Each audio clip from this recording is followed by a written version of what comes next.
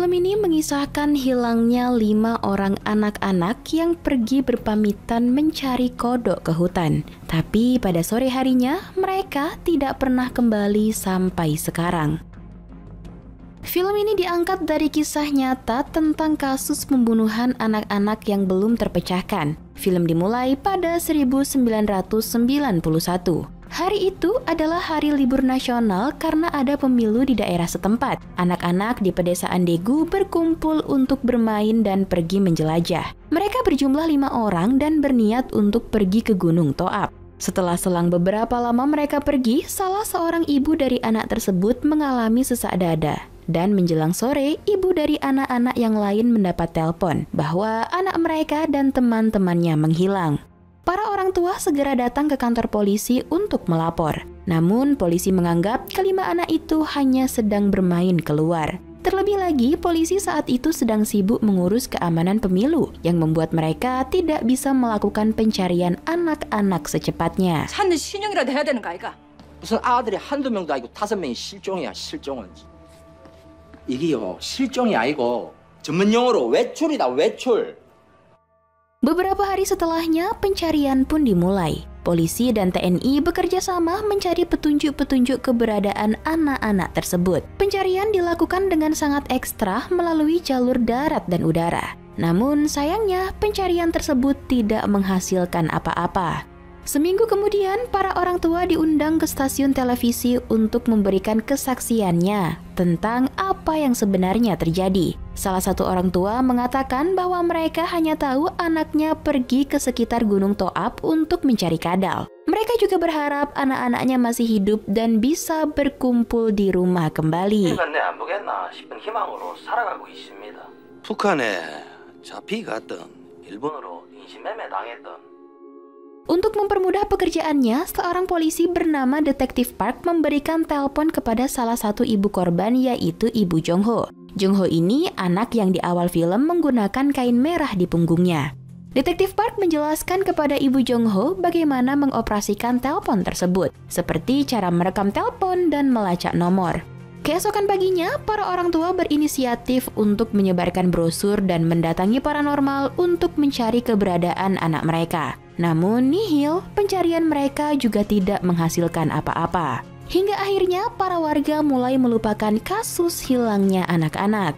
5 tahun berlalu, muncul seorang jurnalis terkenal, yaitu seorang produser televisi yang menerima penghargaan dari hasil karya film dokumenternya. Jurnalis ini bernama Kang Ji-sung, namun ia diketahui telah menyakiti hewan-hewan dalam membuat film dokumenternya, sehingga ia dipindah tugaskan ke desa Daegu. 고라니 굶어 죽고 거기다가 슬픈 음악 쫙 깔고.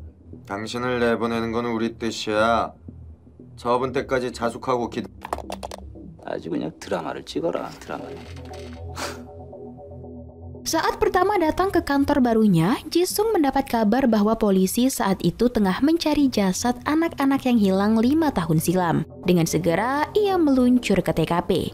Di sana, polisi berusaha memompa air danau dan mencari jasad para korban hingga ke dasar danau. Tetapi sayangnya, lagi-lagi pencarian itu tidak menghasilkan apa-apa. 뭐 일단 물을 다 퍼제기 봐야 안다니까 퍼제기 봐야겠죠, 그죠? 봐라, 우리가 아니라 했거든. 아이고야, 좁뱅이 치네.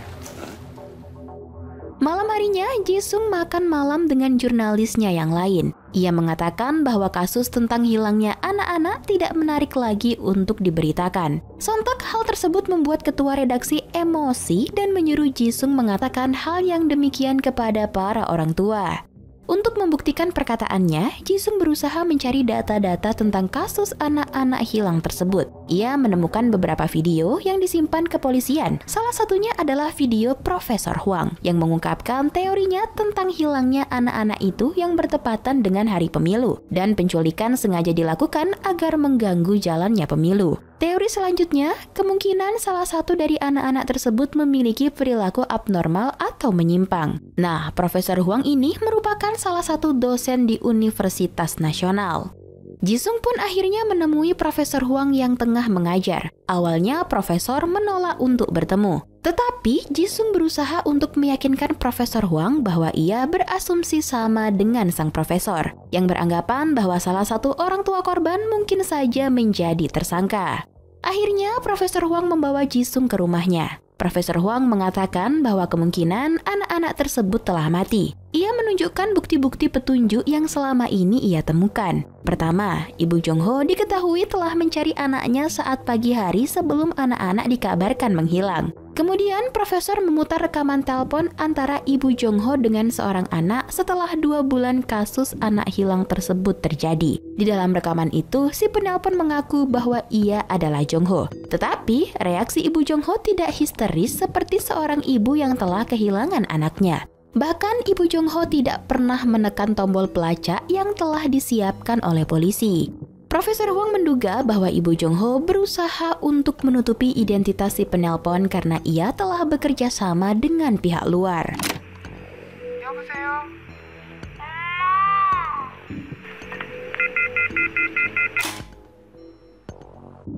Jisung menjelaskan teori-teori Profesor Huang kepada Detektif Park, tetapi Detektif Park malah mengatakan bahwa Profesor Huang hanya bicara omong kosong.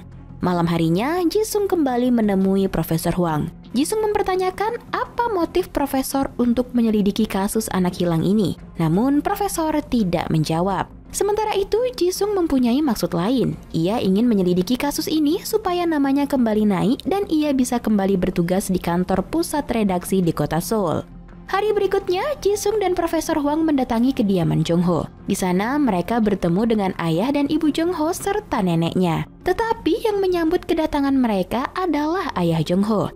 Sementara ibu Jongho terus mencuci piring tanpa menghiraukan apa yang terjadi di sekitarnya. Di saat ayah Jongho sedang mencari album foto-foto Jongho, Profesor Huang melihat satu ruangan di rumah tersebut yang menyimpan semen. Lalu si nenek datang memberikan sebuah kode kepada Profesor dan Jisung sambil menunjuk-nunjuk ayah Jongho.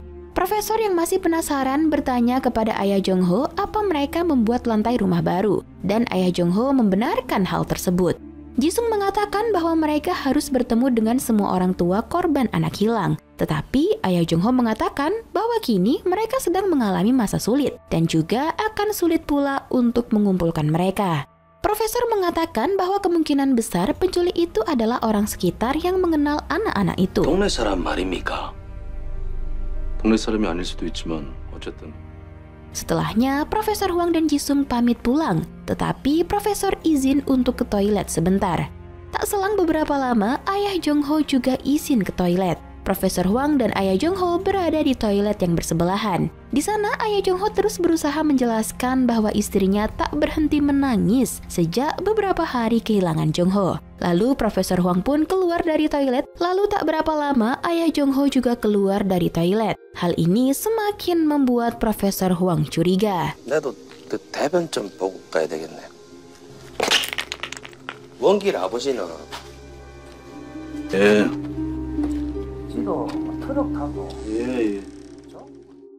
Lalu malam harinya mereka berdua kembali berdiskusi. Profesor Huang mengatakan bahwa tadi ayah Jongho terlihat begitu gelisah hingga ia mengikuti Profesor ke toilet. Profesor Huang lalu mengkalkulasikan pergerakan mereka ketika di toilet dengan menghitungnya menggunakan satuan detik. Jadi berdasarkan hitungan, di dalam toilet ayah Jongho sebenarnya tidaklah buang air. Tetapi ia terus berusaha menjelaskan sesuatu untuk menutupi sesuatu. Dan yang lebih janggal lagi, saat Profesor keluar dari toilet, ia melihat ayah Jongho mengintip dari sebalik pintu dengan wajah yang tegang. Profesor Huang menduga bahwa ayah Jongho ini menyembunyikan sesuatu di toilet. Jisung kemudian memberitahu semua bukti yang mereka dapatkan kepada Detektif Park, tetapi lagi-lagi Detektif Park tetap tidak mempercayainya. Jisung berniat untuk membuat sebuah tayangan mengenai kasus anak yang hilang tersebut. Tetapi ketua redaksi menolak keras karena Jisung menuduh orang tua korban sebagai tersangka. Namun Jisung tetap bersikeras hingga ketua redaksi menyetujui tayangan tersebut. Dengan syarat apabila Jisung salah menuduh, maka ia akan dipecat. 뭐를 범인을 모르고 있어? 의혹 제기입니다. 의혹 제기. Lalu diadakan pertemuan antara Profesor Jisung dan ayah Jongho. Saat itu, ayah Jongho mengira sang profesor dan Jisung akan membantunya, tetapi ternyata hanya membuang-buang waktu saja. Di saat si ayah hendak pulang, profesor menantang si ayah untuk membuktikan bahwa dirinya tidak bersalah. Dan profesor mengatakan bahwa anak-anak yang selama ini hilang ternyata dikubur di rumah ayah Jongho. Sontak hal tersebut membuat si ayah marah dan menampar sang profesor. Sementara Profesor Hwang semakin yakin dengan dugaannya dan akan terus memantau si ayah. 내가 당신 끝까지 지켜볼 거야. 뭐 이런 인간이네. 야, 찍었지? 이 새끼가 있냐. Lalu ayah Jongho mempersilahkan profesor untuk membuktikan dugaannya, tetapi dengan konsekuensi yang ada dan setelah itu si ayah pun pergi. Profesor Hwang dan Jisung memberikan bukti-bukti yang mereka dapatkan kepada kepolisian pusat. Setelah itu beberapa hari kemudian petugas kepolisian dan beberapa media memadati kediaman Jongho. Hal itu juga ikut diramaikan dengan warga setempat dan dihadiri oleh semua orang tua korban. Di sini, Profesor Hwang dengan percaya diri meminta bantuan kepolisian untuk menyedot toilet dan membongkar lantai rumah Jongho yang baru saja disemen.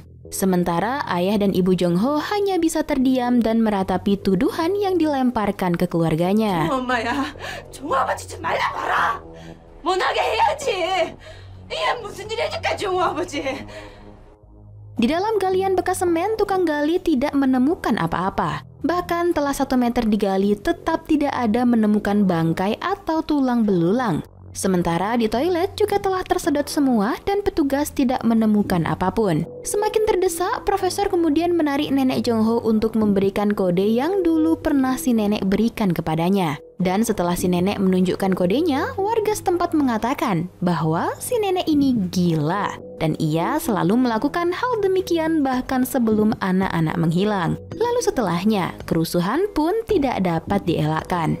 Seluruh warga dan orang tua korban mengusir profesor untuk pergi. Mereka sangat kecewa dengan teori sang profesor yang tidak dapat dibuktikan kebenarannya. Dan terlebih lagi, sang profesor juga telah membuat buruk nama keluarga Jongho. 쉽게 말해서 이 종호 부모님이 범인이라는 강력한 암시를 동작으로서 옛날부터 그랬다고.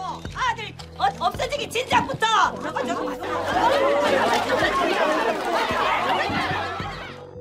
Kini karir Profesor Hwang telah hancur karena namanya telah buruk sebab kejadian di rumah Jongho ditayangkan oleh 3 stasiun televisi besar. Sementara Jisung yang menyadari kesalahannya mencoba untuk berkemas dan mengundurkan diri kepada ketua direktur. Ia akan kembali ke Seoul dengan menjadi jurnalis biasa.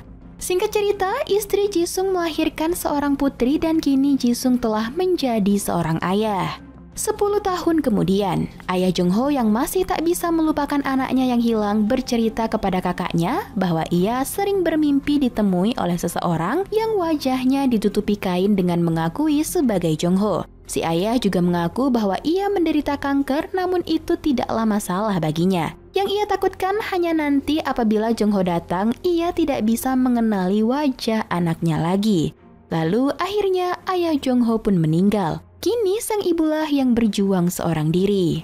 Beberapa hari kemudian hujan badai pun datang dan mengakibatkan banjir serta longsor. Seorang pendaki menemukan tengkorak dalam perjalanan pendakiannya dan ia segera menghubungi polisi. Jisung kini kembali dihadapkan dengan kasus yang masih menjadi misteri baginya untuk melakukan liputan. Para orang tua juga datang ke lokasi untuk memastikan apakah tengkorak yang ditemukan adalah anak mereka. Dan ternyata itu memang benar anak mereka yang dilihat pakaian si korban. Tangisan para orang tua pun kembali pecah. Polisi mengatakan kematian sang anak terjadi karena kedinginan oleh suhu yang berganti-ganti. Namun para orang tua tidak mempercayai asumsi polisi. Mereka menganggap polisi hanya malas menyelidiki kasus anaknya lebih lanjut dan memberikan tanggapan seolah-olah anak mereka mati dengan cara yang wajar. Dan lebih parahnya lagi, ternyata selama ini daerah pegunungan ini tidak diselidiki secara menyeluruh. 전 자리 한번 살펴보고 있어. 레아가 맞아요. 우리 동필이 남동 체육복 입고 나가고요.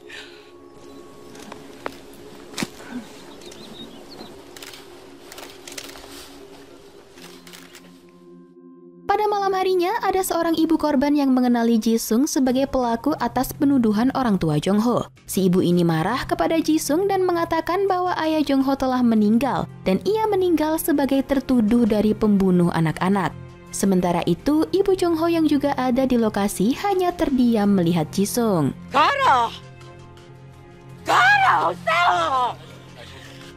Sebelum pergi meninggalkan lokasi penemuan tengkorak, Jisung kembali bertemu dengan Profesor Huang. Di sini, Profesor masih bersikeras bahwa si pembunuh adalah ayah Jongho dan ia memindahkan semua jasad anak-anak ke pegunungan. Tetapi, Jisung sudah muak dengan teori-teori bodoh yang dikatakan oleh si Profesor. Namun, Profesor Huang juga menyalahkan Jisung sebab sejak awal Jisunglah yang mengajaknya untuk bekerja sama. Tetapi Jisung merasa impas, karena awalnya mereka menyelidiki kasus hanya untuk menaikkan nama dan karir masing-masing.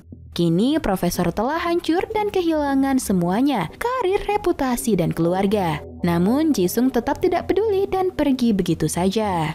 Di ruang penyelidikan tulang belulang, dokter ahli menemukan kejanggalan pada tengkorak anak-anak itu. Ia mengatakan bahwa tengkorak ini tidak ada ciri-ciri dipindahkan, jadi sejak awal jasad memang sudah ada di pegunungan. Dan pakaian yang mereka kenakan saat itu digunakan untuk menutupi diri mereka sendiri, seperti kepala yang ditutupi jaket dan kaki yang diikat dengan celana. Tetapi metode pengikatannya begitu sederhana dan mudah dilepas. Sementara di tengkorak anak-anak tersebut juga terdapat luka yang sepertinya dipahat lebih dari 20 kali. Jadi dokter ahli menyimpulkan bahwa yang melakukan hal tersebut adalah psikopat dengan menggunakan benda khususnya. 묶은 사람은 쉽게 풀 수 있지.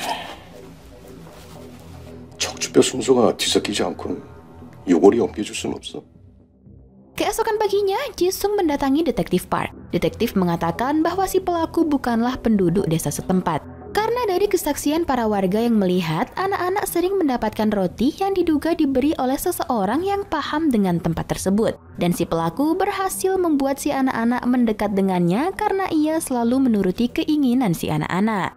Selanjutnya, Detektif Park juga mengatakan setelah Jisung dan Profesor Huang berhenti menyelidiki kasus ini, ia selalu melihat mobil terparkir di depan rumah Jongho. Tetapi ketika detektif mendekat, mobil itu malah kabur dan membuat si detektif curiga.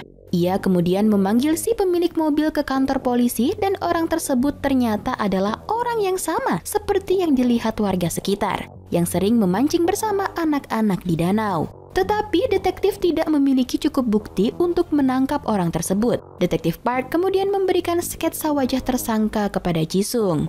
Sebagai permintaan maaf setelah menuduh orang tua Jongho, Jisung kini berniat untuk mengungkapkan misteri pelaku si pembunuh anak-anak tersebut. Ia menjelajahi hutan dan gunung serta memperagakan bagaimana kondisi anak-anak di gunung. Hari berikutnya, Jisung mendapatkan kiriman sketsa wajah tersangka beserta data diri dan alamatnya dari Detektif Park. Kemudian, Jisung mendatangi alamat tersangka dengan alasan bahwa orang yang ia cari adalah orang yang telah menabrak mobilnya. Kemudian, Jisung dipersilakan untuk masuk. Ternyata orang yang dicari Jisung sedang keluar. Di dalam rumahnya, Jisung menemukan mainan anak-anak serta box yang diikat dengan ikatan sederhana yang mudah untuk dilepas. Sama seperti penjelasan dokter ahli kemarin. Malam harinya, Jisung nekat menjaga rumah si psikopat, tetapi ia malah tertidur. Dan si psikopat mendekati mobil Jisung, lalu ia melihat di dalam mobil Jisung. Ada sketsa wajahnya, kemudian ia memfoto plat mobil Jisung dan menandai muka Jisung. Hari berikutnya, Jisung mendapat telepon dari istrinya bahwa anaknya hilang. Hal tersebut sontak membuatnya panik. Ia datang ke sekolah dan sang istri akhirnya menemukan sang anak dengan kaki yang terikat. Si anak mengatakan bahwa ia terjatuh dan ditolong oleh seorang pria dan kemudian pria itu pergi. Tetapi Jisung baru menyadari sesuatu. Dari kain yang diikatkan di kaki anaknya, ternyata ikatan itu sama dengan ikatan si tersangka. Jisung mengejar mobil si tersangka dan ia dibawa ke peternakan sapi. Ternyata si psikopat ini bernama Johwan dan ia bekerja sebagai pembunuh sapi. Jisung menemukan bahwa ada satu alat pahat yang hilang di peternakan tersebut dan ia menemukan bekas pahatan di meja yang sama dengan di tengkorak anak-anak. Jisung akhirnya menemui Johwan. Di sana ia sedang memahat kepala sapi sebelum ia membunuhnya. Lalu Jisung yang sudah kebawa emosi langsung menghajar Jo-hwan. Pertengkaran pun terjadi, tetapi tenaga Jo-hwan lebih kuat sehingga ia dengan mudah menghabisi Jisung. Namun, ia tidak sampai membunuhnya karena takut akan ada yang melihat hal itu. Lalu Jo-hwan mengatakan bahwa Jisung tidak dapat menghukumnya karena tidak memiliki cukup bukti. Setelahnya, Jo-hwan pun pergi meninggalkan Jisung.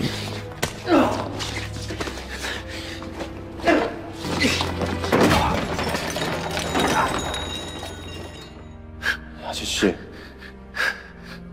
증거 있어요? Jadi Jo-hwan ini adalah psikopat yang berkedok sebagai pembunuh sapi di sebuah peternakan. Ia membunuh anak-anak karena memiliki kepuasan saat melihat darah dari penderitaan orang lain. Beberapa bulan berlalu, kini para orang tua diperlihatkan jasad anak mereka yang telah diidentifikasi. Ini adalah jasad anak mereka yang telah hilang kurang lebih 14 tahun yang lalu. Ruangan itu seketika dipenuhi oleh teriakan dan isak tangis keluarga korban.